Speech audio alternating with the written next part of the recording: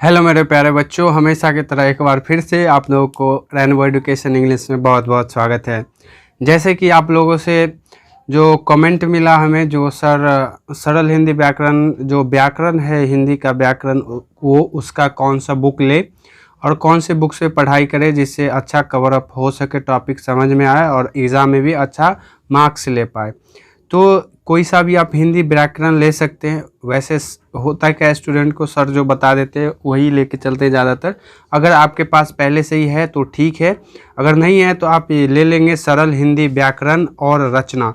कोई सा भी एक व्याकरण होना चाहिए, उसमें कोई अलग नहीं होता है, सभी एक ही होता है। तो चलिए आज का टॉपिक स्टार्ट करते हैं। सरल हिंदी रचना व्याकरण का शुरुआत करते हैं। अगर आप इस चैनल पर नए हैं तो चैनल को ज़रूर सब्सक्राइब कर ले और दोस्तों के साथ ज़्यादा से ज़्यादा शेयर करें।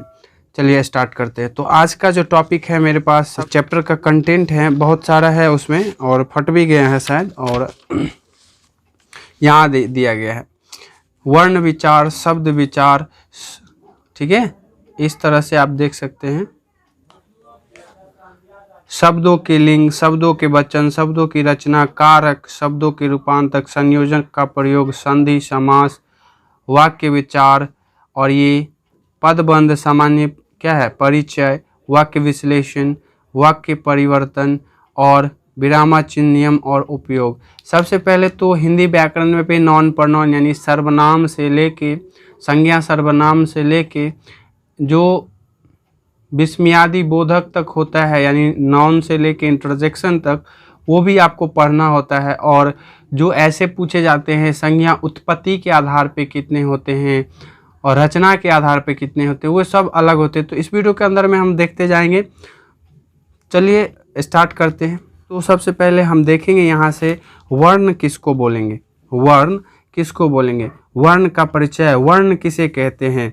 वर्ण यहाँ से देख सकते हैं आप, वर्ण उस मूल्य ध्वनि को कहते हैं जिसके खंड या टुकड़े नहीं किए जा सकते, नहीं किया जा सकता।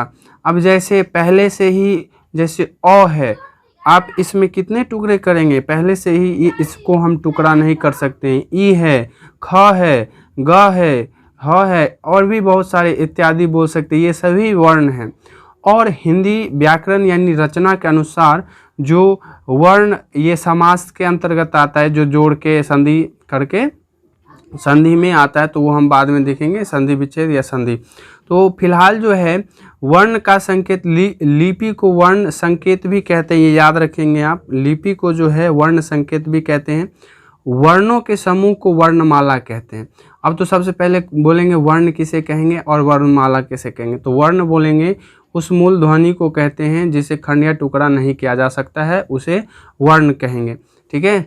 और वर्णों के समूह को वर्णमाला कहेंगे। अगर नहीं हो रहा तो आप लोग कॉपी पेन ले लें और यहाँ से लिख लें वर्ण किसे कहते हैं। यहाँ से ऊपर में भी लिखा गया है और लिख सकते हैं परिभाषा इसका। वर्ण उस मूल ध्वनि को कहते हैं जिसके खंड या टुकड़े नहीं किए जा सकते हैं, उसे वर्ण कहते हैं।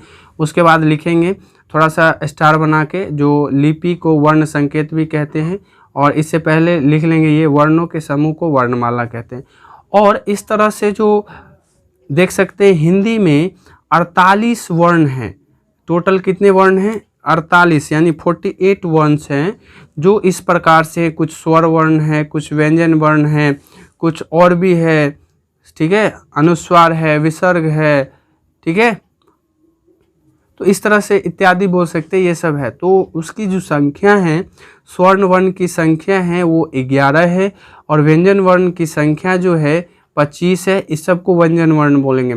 कवर्ग, चवर्ग, टवर्ग, तवर्ग, पवर, ये सब अंत, अस्त और उष्म, ये सब सारा कुछ देखेंगे आगे। ये भी र और ढ 2 होते हैं, अनुस्वार भी होते हैं, इस तरह से चिन्ह है। टोटल यहाँ से आप काउंट कर सकते हैं, 11 और 25 जो होता है 36 हुआ आपका, 4 40 और 4 44, और ये 2 46 और ये 2 48। इस तरह से आपका 48 कंप्लीट होगा, 48। अब जानते हैं हम सबसे पहले क्या जानेंगे, जो वर्ण के भेद, ठीक है। वर्ण तो जान लिए, जिससे उस ध्वनि को बोलते हैं जिसे खंड या टुकड़ा ना किया जा सके। अब वर्ण के जो प्रकार होते हैं वो 2 प्रकार के होते हैं, ऐसे लिख लेंगे। वर्ण 2 प्रकार के होते हैं। स्वर्ण वर्ण होता है पहला, दूसरा होता है व्यंजन वर्ण। तो सबसे पहले हम जानेंगे स्वर्ण वर्ण किसे कहते हैं, तो लिख लेंगे और यहाँ से बुक में भी दिया गया है, बहुत अच्छा है बुक, तो आप लोग अगर खरीदना चाहते हैं तो ले लें। और इसके बाद जो टॉपिक चलेगा तो उसमें हम गिव अवे करने वाले हैं, जो भी सब्सक्राइबर को हम लोग बुक देंगे तो वो देखेंगे बाद में। उसके बाद है व्यंजन वर्ण। तो सबसे पहले देखेंगे स्वर्ण वर्ण किसे कहते हैं, भावेल, इसको इंग्लिश में कहते हैं भावेल, आप लोग जानते होंगे AEIOU। अब हिंदी में अभी जानना है स्वर्ण वर्ण किसे कहते हैं।